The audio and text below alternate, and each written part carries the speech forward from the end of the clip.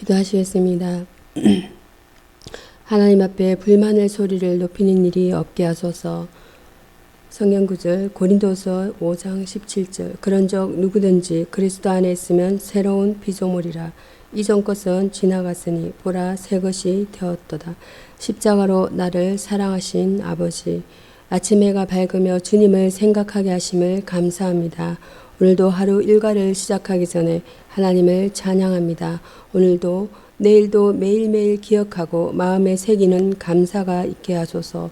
그래서 오늘 하루 아주 작은 것의 부족으로 인하여 하나님 앞에 불만의 소리를 높이는 일이 없게 하소서. 나의 미련하고 어리석은 짧은 기억력으로 아버지의 거신 사랑을 잊지 않게 하소서. 십자가의 사랑을 이미 넘치게 받았음에도 하루라는 선물을 또 주신 아버지의 사랑에 감사합니다. 그래서 기뻐하고 감격함으로 시작하는 하루 되게 하소서. 어제의 무거움과 남은 짐들, 피곤한 몸을 다 털어버립니다. 성령으로 새롭게 하시고 나를 새로운 피조물로 만들어 주셔서 주님을 의지하여 하루를 시작합니다. 나의 꿈은 아버지께 있으나 나의 발은 이 땅에 있으니 이 땅에서 아버지의 뜻이 이루어지도록 예수는 하루 되게 하소서. 주님을 사랑합니다. 주님과 오늘도 동행합니다. 나의 생명 되시는 예수 그리스도 이름으로 기도합니다. 아멘. 오늘 성경 말씀은 에스겔서 2장입니다. 에스겔서 2장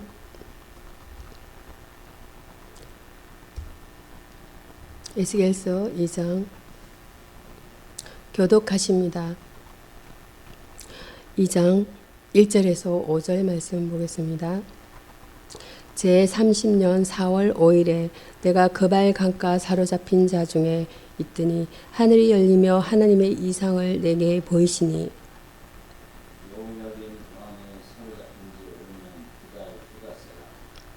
갈대아 땅 그발 강가에서 여호와의 말씀이 부시의 아들 제사장 나 에스겔의 특별히 임하고 여호와의 권능이 내 위에 있으니라.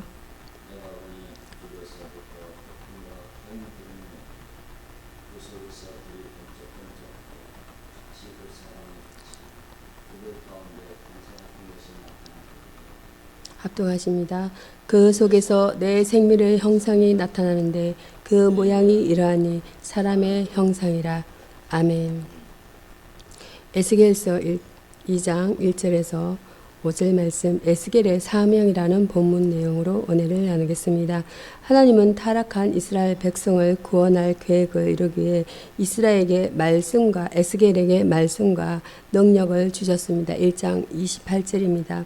하나님은 사명자에게 능력을 주십니다. 말씀하실 때 그 신이 내게 임하사 나를 일으켜 세우기로 2절입니다. 여기서 일으켰다는 말은 하나님께 부름을 받았다는 뜻이요, 그에게 말씀 전할 능력을 주셨다는 뜻입니다. 히브리서 4장 2절과 에스겔서 1장 3절, 오직 하나님의 말씀만이 능력의 근원이십니다. 그러므로 전도자는 오직 하나님의 말씀의 능력으로 복음을 전해야 합니다. 겸손한 자에게 사명과 능력을 주십니다. 하나님은 교만한 자를 물리치시고 겸손한 자에게 은혜를 주십니다. 사도 요한도 하나님의 형상을 보고 그 앞에 엎드려질 때에 말씀을 받아 사명을 감당했습니다. 계시록 1장 17절입니다. 모세도 바울도 겸손하게 될 때 하나님의 쓰임받는 일꾼이 되었습니다. 성도는 자신의 무능을 깨닫고 하나님 앞에 무릎을 꿇을 때 구원도 사명도 축복도 받게 됩니다. 사명자는 지혜와 용기를 받아야 합니다. 하나님은 에스겔을 인자라고 부르셨습니다. 1절입니다. 인자란 아담의 후손이란 뜻으로 인간은 무능한 존재임을 깨우치는 말입니다. 이런 인간이 하나님의 지혜가 없이 어떻게 사명을 감당할 수 있겠는가? 하나님께서는 너를 굳게 하되 건강습과 같이 굳게 하였으니 두려워 말라. 3장 7절에서 9절입니다. 라고 하셨습니다. 에스겔은 하나님의 능력과 지혜와 용기를 겸손하게 받아들여 사명자가 되었습니다. 여기서의 주제어는 사명입니다. 디아코니아입니다. 사자로서 받은 명령입니다. 맡겨진 임무, 언어 오브 미션입니다. 맡은 일을 뜻합니다. 미션입니다. 그리스도인은 누구나 하나님으로부터 사명을 받은 것입니다. 신약성경 고린도후서입니다. 12장입니다. 고린도후서 12장 말씀. 고린도후서 12장 2절에서 10절입니다. 교독하시겠습니다. 내가 그리스도 안에 있는 한 사람을 아노니 14년 전에 그가 셋째 하늘에 이끌려 간 자라. 그가 몸 안에 있었는지 몸 밖에 있었는지 나는 모르거니와 하나님은 아시느니라.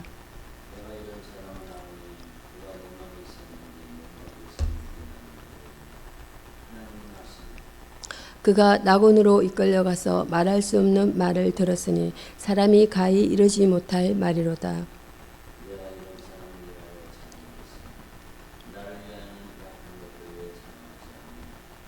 내가 만일 자랑하고자 하여도 어리석은 자가 되지 아니할 것은 내가 참말을 함이라. 그러나 누가 나를 보는 바와 같이 내게 덧는 바에 지나치게 생각할까 두려워하여 그만두노라.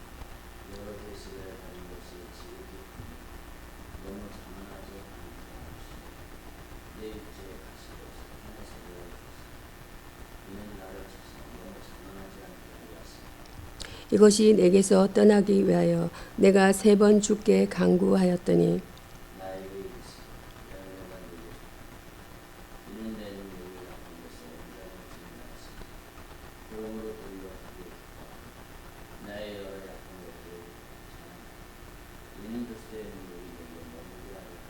합독하십니다. 그러므로 내가 그리스도를 위하여 약한 것들과 능력과 궁핍과 핍박과 곤란을 기뻐하노니 이런 내가 약할 그때에 곧 강함이니라. 아멘.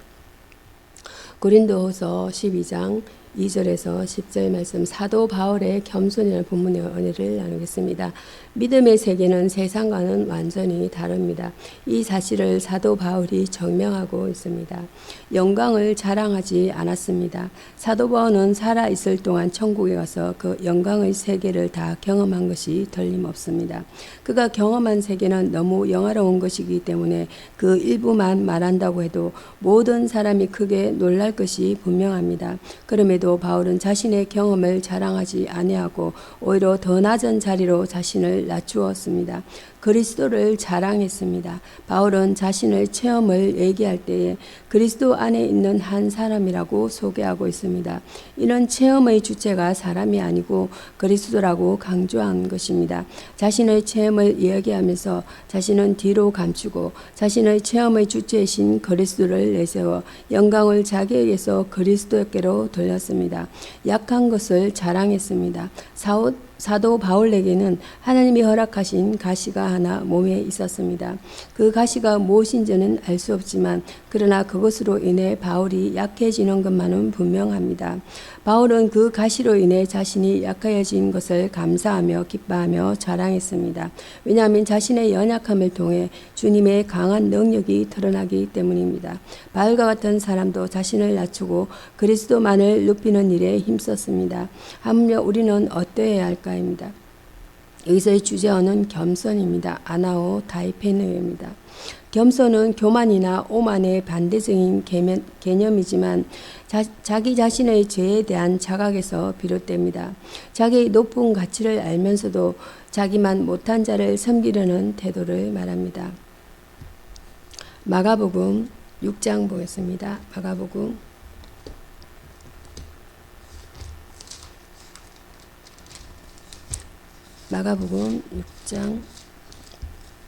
마가복음 6장 1절에서 13절까지 교독하시겠습니다. 예수께서 그 길을 떠나사 고향으로 가시니 제자들도 쫓으니라.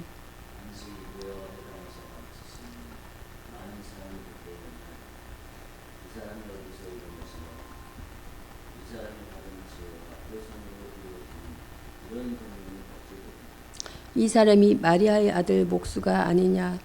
야고보와 요셉과 유다와 시몬의 형제가 아니냐? 그 누이들이 우리와 함께 여기 있지 아니하냐? 하고 예수를 배척한지라.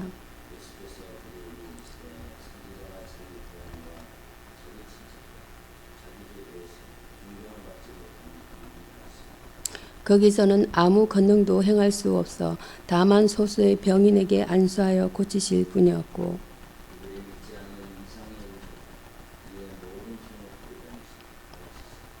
열두 제자를 부르사 둘씩 보내시며 더러운 귀신을 제하는 권세를 주시고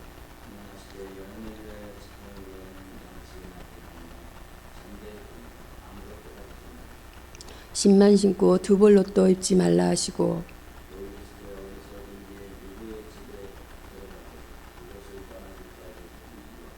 어느 곳에서든지 너희를 영접지 아니하고 너희 말을 듣지도 아니하거든 거기서 나갈 때에 발날에 먼지를 떨어버려 저에게 정거를 삼으라 하시니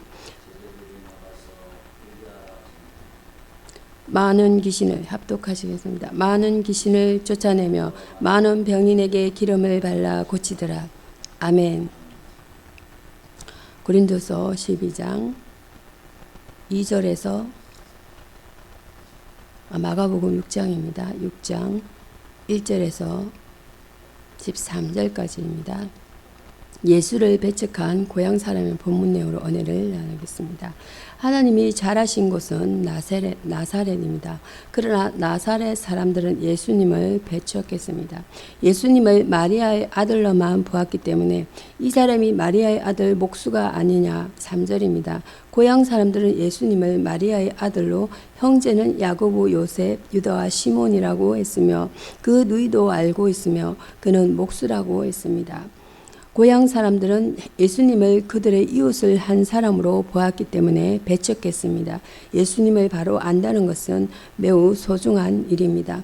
예수님을 메시아로 믿지 않았기 때문에 그들은 짤막한 지식의 편견과 질투심과 출신 신분과 직업 때문에 예수님을 메시아로 믿지 못했습니다. 그들은 예수님을 오직 사람으로만 볼 뿐 결코 하나님으로 보지 않았습니다.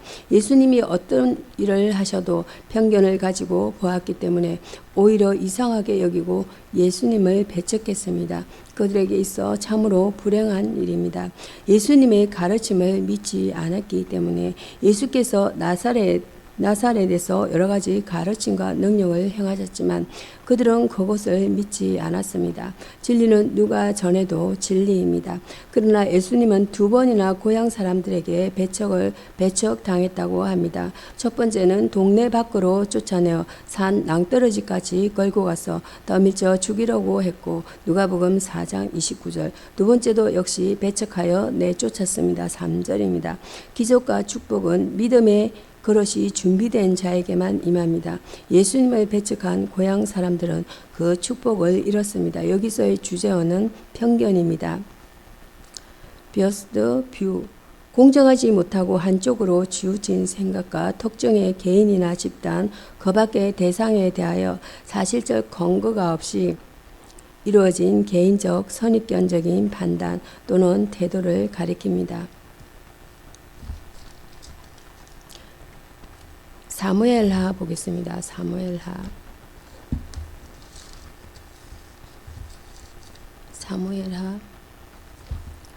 5장입니다. 사무엘하 5장.